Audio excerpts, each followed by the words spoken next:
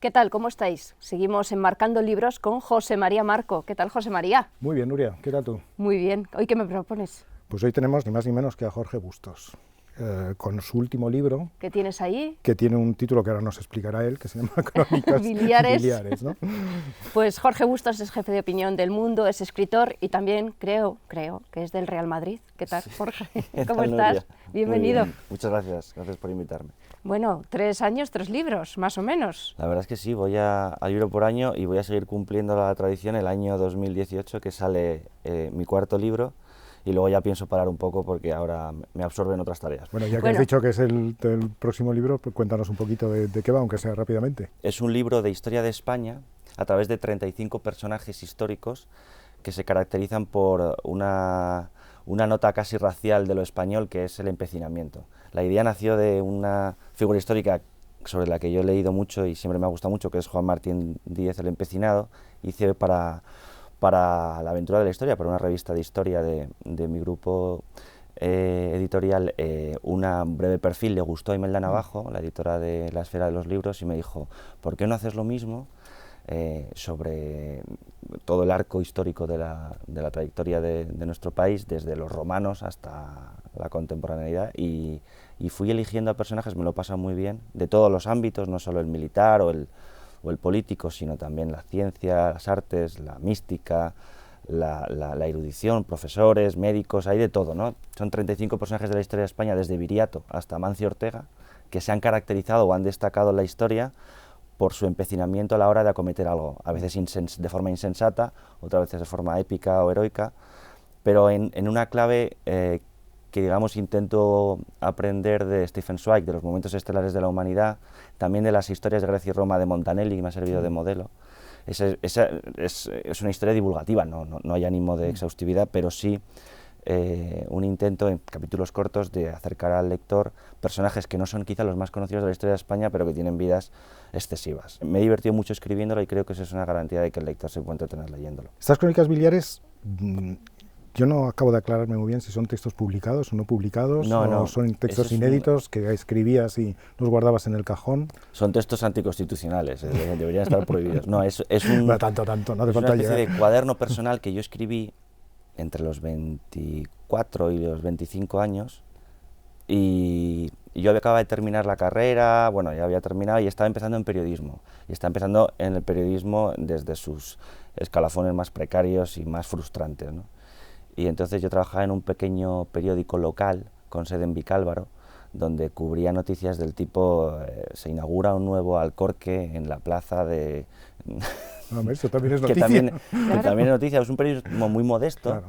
Pero yo tenía unas ambiciones excesivas de enseguida de llegar, yo quería ser columnista, yo quería estar en grandes medios nacionales, y entonces tenía un jefe castrante que eliminaba todos los adjetivos, cualquier vuelo literario, cualquier ambición estilística de mis textos. Entonces eso es una buena manera de aprender. Claro, entonces la frustración con la que yo llegaba a casa después de ese trabajo tan ingrato, la volcaba en unos textos, en una especie de cuaderno literario vitriólico, casi violento, de reivindicación personal y profesional, sobre asuntos muy variopintos de lo que me iba pasando. Yo iba apuntando las cosas que me pasaban, o los libros que leía, o las impresiones que tenía, y no pensando en la publicación, lo que te da mucha libertad. Y entonces lo dejé en el cajón porque lo mandé a alguna editorial, me dijeron que si estaba loco, evidentemente, y pues se quedó allí, se lo pasó a algún amigo, me volvió a decir que si pretendía publicar eso. Pero aparte de la rabia y la brutalidad, es cierto placer de la escritura, ¿no? Hay un gusto de la escritura. Tiene algo de laboratorio verbal. Sí, o sea, es un libro en el que yo intento poner en juego mis capacidades estilísticas, sintácticas, juego con las palabras. Bueno, es un libro quizá un poco vanguardista, en el sentido de que no va a complacer a un lector acostumbrado a géneros estándares de consumo literario. Pero bueno, una editora muy valiente como es Eva Serrano, de Círculo de Tiza, sí, andaba detrás de mí para que colaborara con ella y quería incluirme en el catálogo. Me dijo, ¿no tienes algo en algún cajón? Porque yo le propuse, oye, pues una antología de columnas, lo típico, ¿no? Y me dijo, no, algo inédito, algo que tengas en algún cajón. Y entonces le dije, bueno, tengo esto.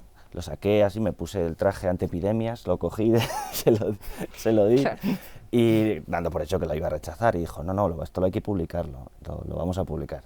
Y yo, bueno, bajo tu responsabilidad. Hago ensayos literarios de distinto tipo, desde la crónica, al microrrelato, la columna de opinión, a la reflexión filosófica y bueno, la unidad que tienen es la del estilo, la del ejercicio de estilo. Y bueno, es un libro del que estoy orgulloso porque es como los primeros balbuceos un poco de la vocación literaria, están ahí como un testimonio de un momento. Ya no escribo como escribía entonces, pero sí fue un ejercicio durante 2 años, fue un tour de force estilístico que me ayudó también a depurar mi manera de escribir y de enfrentarme a los textos. ¿No te avergüenza ningún texto? Porque muchas veces pasa que lo primero que escribimos nos da cierto pudor. Claro, sí, cuando abrí el cajón y lo saqué y lo releí, quité algunas cosas, me prometí a mí mismo o me impuse el compromiso de no añadir nada porque sería hacer trampa, pero sí quité cosas para dejarlo más pulido. Y algunas cosas pues las mandé a la imprenta como en la esperanza de que nadie se diera cuenta, o sea, como el famoso aforismo de que el mejor secreto en España se guarda cuando lo publicas en un libro. Pero sí, hay extractos que son un poco escandalosos y tal, pero bueno, hay que verlos también bajo el prisma del humor. Es un libro de humor. Sí, sí, es un libro de humor, sin duda. Pero el ejercicio estilístico es importante desde el primer momento, ¿no? Entonces, tu generación de grupo de columnistas, de periodistas que tenéis un objetivo o una ambición estética clara, ¿no? que os une, ¿no? Yo creo que está bien porque hay una voluntad de insertarse en una tradición que arranca desde Larra y que ha tenido en nuestro país grandes cultivadores, hasta por supuesto Umbralis, Camba, Fernández Flórez, Chávez Nogales, también, bueno, grandes estilistas del artículo corto, y yo creo que hay que leer a los maestros para continuar esa tradición. Y no sé si pertenecemos o como tal a una generación, sí, pero los nombres en los que puedes estar pensando y que son amigos míos y que hemos compartido, la verdad, lecturas y referentes. ¿No te da un poco de, no de miedo, sino de excesiva facilidad, sí, la excesiva facilidad, la pendiente estética, ¿no? Sí, que sea demasiado, resulta a lo mejor a veces un poco frustrante para un lector que busca más información o más... Es decir, ¿cómo creas opinión a través de la estética?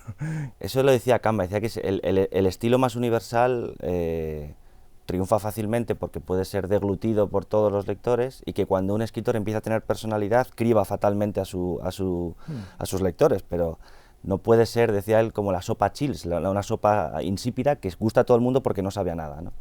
Precisamente los alimentos o los vinos con carácter son los que gustan a lo mejor a unos paladares más selectos, pero son los que, digamos, ofrecen algo distinto. Escribir con las 500 palabras típicas de un diario deportivo, con todos los respetos, y también cumplen su función, no es hacer literatura, es hacer comunicación, es otra cosa diferente. Y, hay gente que me dice, Busto, es que no te entiendo. Bueno, pues vete a un diccionario, no pasa nada. O sea, otra cosa es intentar forzar, retorcer artificiosamente el lenguaje para parecer más culto o porque piensas que la literatura está en escoger el sinónimo más complicado, más enrevesado. Eso no tiene nada que ver, pero creo que el manejo de un amplio léxico y de los recursos sintácticos del idioma, creo que es una condición del escritor a la que no se puede renunciar en aras de que me entienda más gente.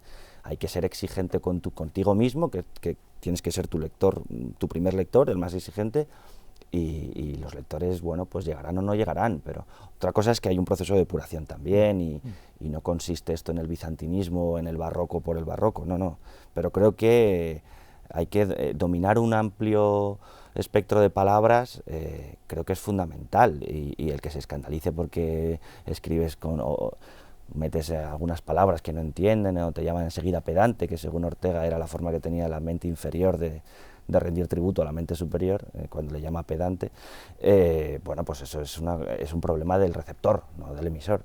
En cambio se agradece, como pasa en el teatro, en el cine, pues, o en la televisión, que no te estén llamando tonto continuamente, ¿no?, con lo que te ofrecen, que valoren en algo al oyente, al escuchante, al lector, incluso los músicos.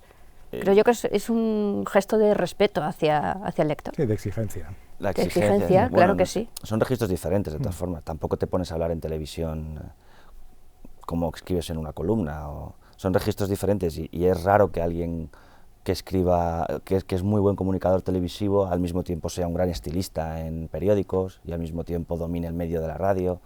Son talentos muy diferentes. Pero sí es verdad que hay una base moral, que yo creo que al tener ese plomo, ese peso, Eso que quizás también justifica y apoya y sujeta toda la estética. A la hora de crear opinión, sí. No, evidentemente. O sea, hasta ahora estamos hablando del plano estilístico puramente. Sí. Cuando hablamos de crear opinión, lo importante son las ideas, son los pensamientos, no la floritura estilística. Eso es un poco quizá lo que yo le reprocho al umbralismo, no a umbral como tal, sino al umbralismo, esa escuela de epígonos que ha tenido, que creen que ser un columnista consiste en hacer juegos de palabras o en hacer metáforas, en justaponer figuras retóricas en un texto más o menos graciosas o no. No. Yo llegué a coger manía a la ironía, fíjate, claro, me pasó un poco, y al humor. Y la ironía se convierte en un mecanismo que una vez que lo aprendes, abusas de él y te conviertes en el graciosete, en el columnista payasete. No, un columnista debería ser otra cosa, a mi modo de ver, que hay columnistas puramente humorísticos y si tiene su público me parece muy bien. Lo que yo creo que es el columnista es alguien que tiene algo que decir, algo que aportar a la conversación pública, que es el periodismo, a la opinión pública, ¿no? Al ágora. Tú no puedes, bueno, sí puedes, pero vamos, opinar constantemente en primera persona de lo que me ha pasado, de mi vida, de mis hijos, de mis amores, de mis desamores. Puede ser interesante. Ahora ha habido una ola de autoficción en literatura que explota constantemente el yo. A mí en el columnismo, y además en mi periódico tratamos de hacerlo así también, me interesa las ideas de un columnista, no sus circunstancias personales, si no sirven como categoría. O sea, tú puedes contar una anécdota personal si la elevas a categoría, pero el puro ejercicio estilístico o el puro diario de sucesos personales a mí no me interesa en columnismo. En La granja humana íbamos un poco por ese lado, ¿no? Reflexión sobre circunstancias actuales de la política, sobre escenas. Sobre... Ese fue un libro de encargo, la idea luego, me la dio. Sí, pero la idea es buena y la idea corresponde a algo que está en el fondo. Y era un intento difícil de conciliar las moralejas eternas del género fabulístico, ¿no? Desde eso, porque son verdades morales universales que están, digamos, encarnadas en animales, con la actualidad política que podría, con episodios de la vida política de España, año 2015, salió ese libro, creo recordar. Bueno, que pudieran entrañar una enseñanza universal, ¿no? Y llevar, por eso en la portada había un conejo que era Pedro Sánchez, un zorro que era Esperanza Aguirre, Rajoy salía como un cerdo, creo recordar. En fin, es una idea del que tuvo el portadista, pero lo interesante ahí era coger elementos de la vida política contemporánea e intentar elevarlos a categoría moral. Y son reflexiones sobre la política como escenario de combate moral, donde hay buenos y malos, donde hay comportamientos que se repiten fatalmente en la historia desde siempre y que admiten un reproche o un elogio, y eso era un poco el ejercicio del libro. Eso corresponde un poco a tu formación también, ¿no? De clásicas, sí, bueno, y teoría literaria. Eso, lo de la teoría literaria, que no haya salido un escritor posmoderno, eso es fascinante. No, leímos mucho. Bueno, que tuvimos que leer mucho a los postestructuralistas y a Derrida, Deleuze, entonces esto sí, era un poco cansino. Lo que pasa es que tuvimos un profesor, y aparte yo por mi propia recorrido intelectual no tendía hacia eso, sino a una reivindicación de los universales y en la línea de Harold Bloom y de George Steiner, una reivindicación, una reacción a esto de lo que está pasando en las universidades americanas. Tú lo conoces muy bien, José María, de la banalización del valor literario, ¿no? Cuando Harold Bloom escribe el canon occidental, lo que está haciendo justamente es reivindicar que no todos los escritores valen lo mismo, ni deben ser evaluados por la crítica en función de que atiendan o no a su género, o a su raza, o a su orientación sexual. No, hay valores universales, empezando por Shakespeare, que él coloca en el centro del canon, que se pueden analizar y se pueden defender desde postulados universales, y por eso son clásicos, ¿no? Porque un clásico es un clásico, y la literatura de minorías puede ser útil como testimonio de una situación o de una injusticia, pero si no aporta, si no tiene dentro un conflicto universal, si no pone en juego valores universales, no tendrá valor literario. Esa reivindicación que mi catedrático García Berrio tenía siempre muy en la cabeza, y otros profesores, nos blindó un poco del relativismo crítico de la posmodernidad. Pero también lo analizábamos y sacábamos lo valioso que tenían algunos de estos autores, ¿no? O sea, Foucault y tal. Hombre, son un poco pesados, pero te dan también herramientas de análisis interesantes, la escuela de Frankfurt, en fin, te dan unas referencias, claro, eso unido a la filología clásica que hice en la primera parte de mi etapa universitaria, claro, los clásicos y luego los posmodernos, te da una visión que yo creo que ayuda también a la hora de hacer mi trabajo, que es opinar sobre... Sobre Puigdemont. Sí, sobre Puigdemont, que es un postmoderno, no deja de ser un gran postmoderno Puigdemont. Sí, no lo es de verdad. Sí. Bueno, pues Crónicas biliares, recomendado para...